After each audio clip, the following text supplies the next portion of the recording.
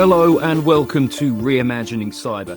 Once more, it's me, producer Ben, playing the role of host for today's episode.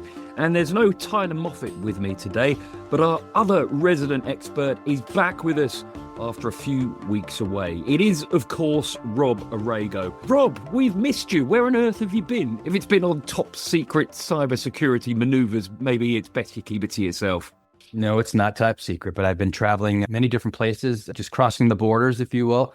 But I'm back here and I'm excited to have a conversation on something of interest that's kind of all over the news in the cybersecurity world. It's all about CISA, isn't it, today? There are some big things happening there. So it's really been hitting the news over the past few weeks. For those people who've maybe been under a cybersecurity rock, give us a bit of background who they are. I'm sure everybody knows, but also what's been going on. Absolutely. So let me lift up that rock, Ben, and just set the foundation to make sure people do know CISA. And yes, there's been a lot of, let's say, transformation happening within CISA. So CISA was actually established back in 2018, and it's been within the Department of Homeland Security specifically. There was an act back in 2018 called the Cybersecurity and Infrastructure Security Agency Act that puts, again, the forming grounds for CISA, Cybersecurity Infrastructure Security Agency, right? CISA's formation consolidated cybersecurity and infrastructure protection functions previously that were under various parts of DHS offices. So it was again this kind of centralized type of approach that was brought forth, which was very good. The focus for CISA has been all around really protecting the nation's critical infrastructure, right, from both physical and cyber threats. So we've talked about CISA many times in the past. We've talked about many different critical infrastructure entities, which is not just, if you think about it, utilities, for example, it's also financial services, healthcare as examples. And they do cut across also federal, of course, sectors into the state and local municipalities as a whole.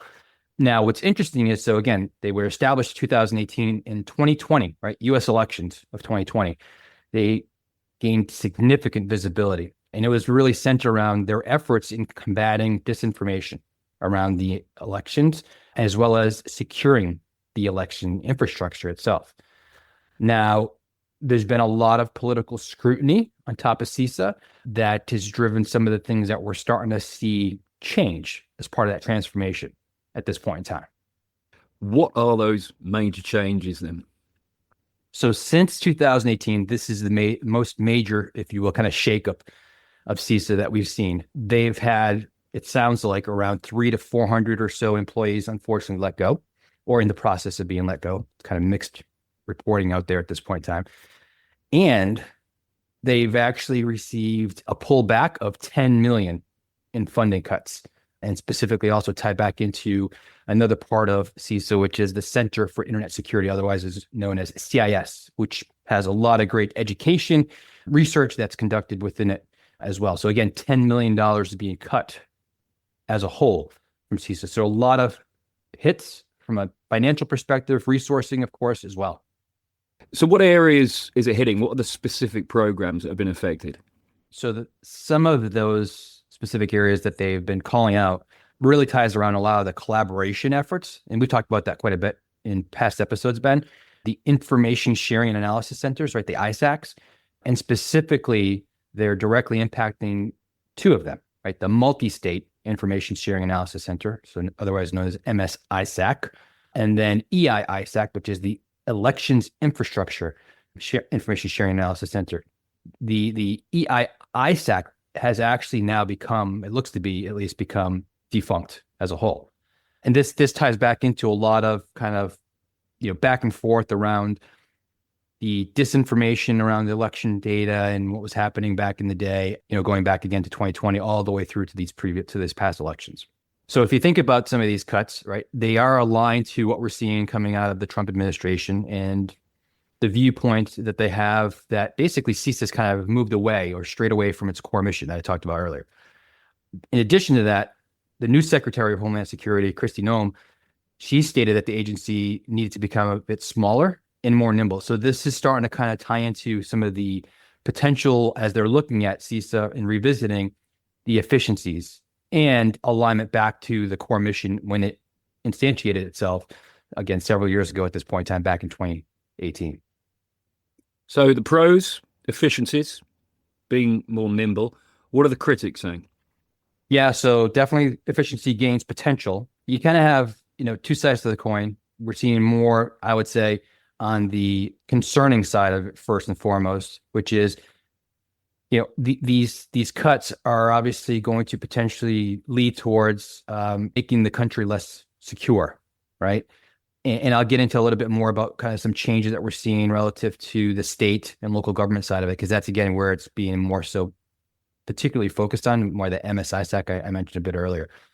On the, if you want to call it a pro view or kind of optimistic view, if you will, one of the former CISA officials, Rex Booth, actually, he said, hey, there's potential benefits that could be taken into account here, right? And he's kind of looking at it from the perspective of this could be a path to look and understand and assess how you could better reallocate some of the resources to more of the critical areas and lean out the agency portfolio as a whole, right? Because there's a viewpoint that he's kind of also expanding upon, that CISA's mission has really sprawled much greater than what it was initially put in place for. And you can argue whether that's right or wrong, but this is also kind of a leading indicator as to why some of these things are being put in front of them to say, hey, it's time to hit the pause button, revisit, reassess, realign what the core mission for CISA really was all about, understand where there may be proper adjustments to be made, but also where there's, again, that focus point going forward with the resources that will be allotted to them as they kind of look at the, if you will, V2 version of CISA. You hinted at it just a moment ago. How will these changes affect state and local government? Yeah, so that again is the biggest impact because, as I called out, so the elections infrastructure ISAC, obviously that's already defunct at this point in time. So the next one is being impacted, yes, the multi-state ISACs. So what's that really mean for them? It could be pretty dramatic because without the MS ISAC personnel themselves, there to continue to support and engage with state and local government, you could be looking at a lot of problems. Because if you think about it, state and local government cyber resources are very, very limited. And let's say, for example, in the market space, someone goes in and is working within cyber for a state or a state agency. Some of those people absolutely will want to stay within the government sector for sure. Others are really using it as a way to catapult themselves into private sector, right? So that kind of whole cybersecurity skills race continues to play a role here.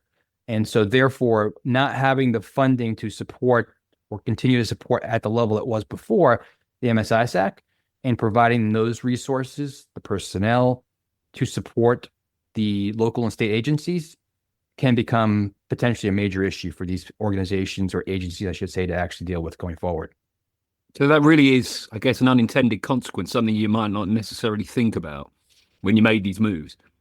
Very true, because again, it's that impact at these federal agencies that are already limited resources and lean heavily on the opportunities that they can get to work with folks again in a collaborative fashion, right? That's what the ISACs are all about, for leveraging those resources more appropriately. That I can see will become a major issue for sure. So much really remains unclear, doesn't it? Oh, for sure. Again, you're getting bits and bytes, right, of information coming out around what's happening right now as part of this transformation for CISA. But yeah, there's plenty of questions to be held out there. The ones I just mentioned as it relates to how are the kind of municipalities going to start dealing with this, if the resources truly are being cut from the MSISAC, are the states going to be able to pick up the slack on themselves? So in other words, are you going to see some of the pivot of state funding tied back over to maybe help fill those gaps? To be determined, right? But on the other side of it, you also hear, okay, as these reviews are in process to assess and understand the reality of kind of where these dollars are being spent, the resources required, there's obviously this look at on how you streamline that. And the negative consequence could be what I called upon earlier as the potential for really weakening our cyber defense capability, especially again at that state and local government level going forward. So a lot to be still seen, determined for sure, Ben. I do think there's always opportunity to assess where there's efficiency gains to be made, but just make sure it's not something that's done, in a rash decision based process. Take your time, understand the reality of what the impact could be, these negative consequences that we're discussing, but then look for, again, more focus on the prioritization of what your mission should be on, the efficiencies that you can put in place to support that, while ensuring that you're really not taking 3 steps back in that process. Rob, fascinating stuff. And everyone involved in cybersecurity in the States and around the world, I assure you, are watching on with a huge amount of interest. Yeah, absolutely. We'll see how this one plays out for sure, Ben. Thanks to all of you for tuning in. If you found this episode helpful, be sure to subscribe, share it with your colleagues, and do let us know your thoughts. The next episode of Reimagining Cyber will be here on Wednesday. Do join us then.